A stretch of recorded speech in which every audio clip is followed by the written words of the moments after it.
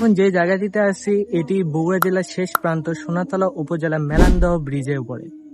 এটি বগুড়া জেলার শেষ এবং গাইবান্ধা জেলার শুরুতে অবস্থিত। মালন্দহ ব্রিজ গাইবান্ধা জেলার একটি গুরুত্বপূর্ণ স্থানীয় সেতু। এটি নির্মাণের মূল উদ্দেশ্য ছিল মালন্দহ ও আশেপাশে এলাকার মানুষের যাতায়াত সহজ করা এবং গ্রামীণ সড়ক যোগাযোগের উন্নয়ন করা। সেতু নির্মাণের আগে স্থানীয় মানুষ বর্ষাকালে নৌকা বা অস্থায়ী পারাপারের উপর নির্ভরশীল ছিল, ফলে স্কুল, বাজার, হাসপাতাল ও কর্মসংস্থলে যাতায়াতে অনেক ভোগান্তি পোহাতে হতো। ব্রিজ নির্মাণের পর কৃষিপণ্য পরিবহন, ব্যবসা বাণিজ্য এবং দৈনিক যোগাযোগ অনেক সহজ ও দ্রুত হয়েছে। বর্তমানে এই ব্রিজটি এলাকার অর্থনৈতিক ও সামাজিক উন্নয়নে গুরুত্বপূর্ণ ভূমিকা পালন করছে।